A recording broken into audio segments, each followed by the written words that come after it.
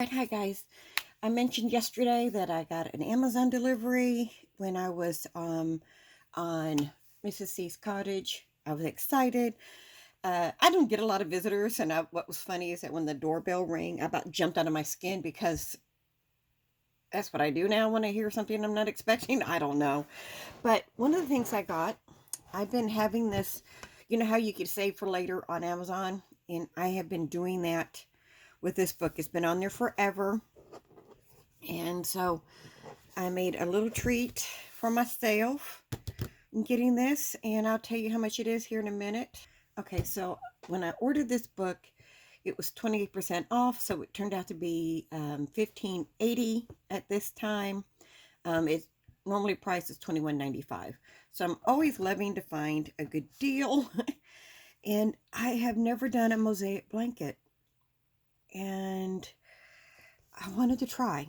And I know I could do YouTube and find someone who does that, and I probably will. But I just thought this was such a neat little book. I love the idea they get a flap on it. I know that may seem silly, but it helps keep your page marked. And I'm probably gonna.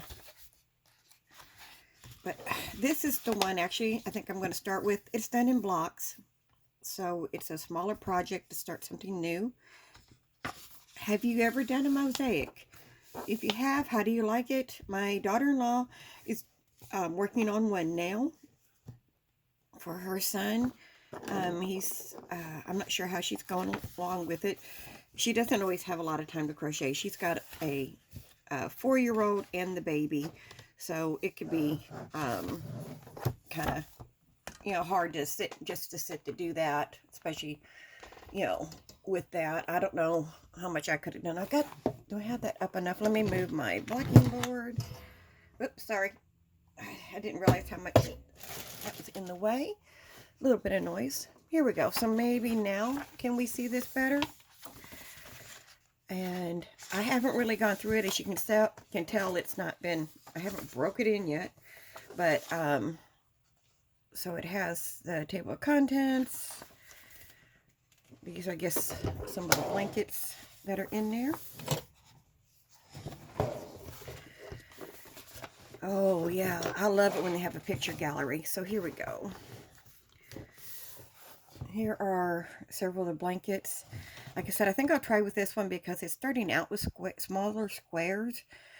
But if I was to do a big project, what would I do first? I'm really loving the colors of this one. And this, I don't know, the chocolate gem looks pretty. Is that in there? Yeah. And I love this between waves and rolling diamonds. So those are the ones that are in there. And let's see what the instructions look like. Oh, so it's giving you, which is to be helpful because I said this is not something I've done before. So back loop only, we know these. I'm trying to see if there's anything different. Let's see. In between. Okay. Standing stitches, standing single crochet. I'm not sure if I've ever done anything like this before, so that'd be interesting. Okay, so general pattern notes. Then overlaying mosaic charts to give you the chart. That's nice. So it gives you a good how to follow a stitch chart. I like the idea that they're giving all this explanation. I have seen some books that maybe it's for those who have actually made them before. And it, just automatically thinks you know what they're talking about. Techniques and tips.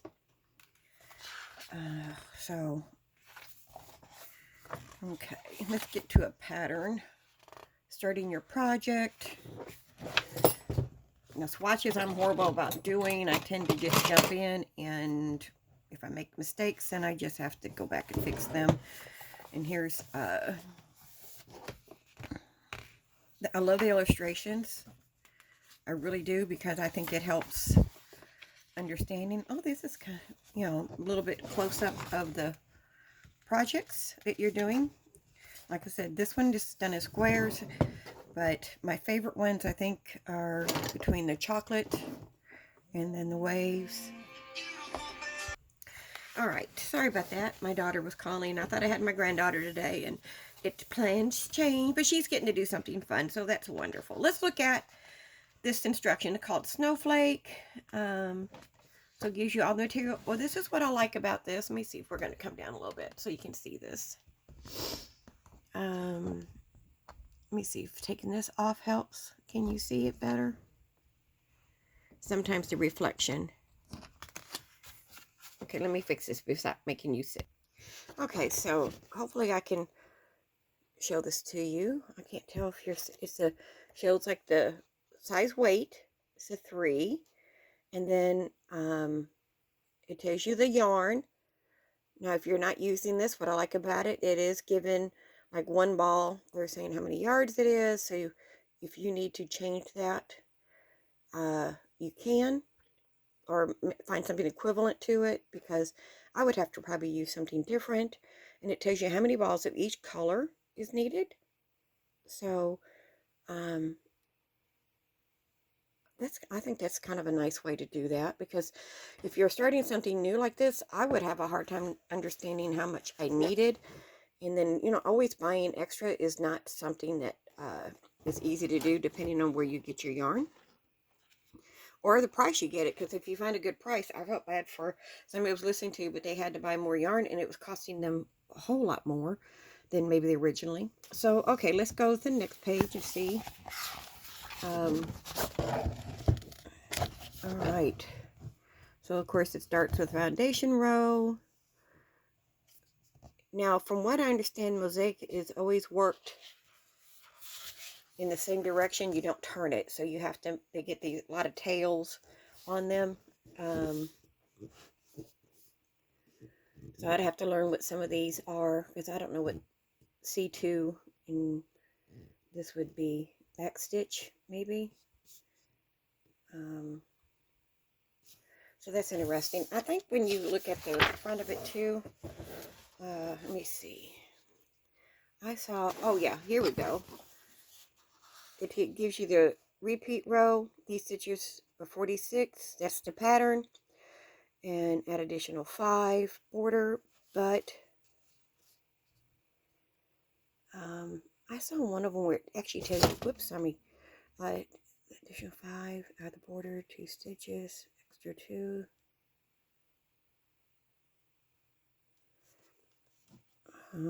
Okay, here we go. Pattern notes. The blanket pictured has 4 stitch pattern repeats. So it would be 4 times this number, which I think is great to give you when you're working your foundation chain. So it would be what? Then the 5 that you would need all the, you know, be able to watch that. I think that's very helpful, because you're not having to guesswork at it. Then here it tells you how many rows you need. Let's see, foundation row 1. Do not turn your work. So, and you're 189 stitches. So, of course, you have that extra and stuff like that. So anyway, it gives you more, because I misunderstood that. I'm glad but it's very detailed, and helps you get what you need. And I'm going to have to read what a lot of this is. I mean, I understand the stitches, but some of these other ones, let's see, foundation row 1. And, okay, see that one, let's see. Then this one, okay, see, I'm going to have to look at this, because it's 190 starting at second. So that would be 189. Okay, I see that. But anyway, as I said, I haven't examined this, so I'm kind of learning what some of these mean. But there's my book. I'm going to mark it here for the Tutti Frutti. And this is what I'm going to start with, mainly because I'm not going to feel as intimidated in making the pattern for something smaller. And let's see what it says. Each motif, contrasting color, all rounds. Let's see, my information. Okay. So we're going to see that. And this is the graph that they give you. It tells you the magic ring and what each one is. So that's kind of nice. I like that. So magic ring, and gives you the how to border it. I love the illustration part of it because I think that's going to be helpful. How to put your squares together. So if you're interested in seeing how my progress or when I start this is, I really need to finish up some whips that I've got going. But I might kind of do a practice run with this. If you're interested in seeing how that turns out, let me know. And if it goes well, if you would like me to share it with you, then I'd be happy to. So, all right, there's my book. Now, I bought something else. We're going to see how it works. Have you seen how they have the round the neck camera holder so you can work closer? And I crochet close to my chest. And so I did splurge on this. And none of this is, I don't get anything from it. This is just my share. You can put your phone in here and face it down. They have magnetic ones, but I was more comfortable with this one.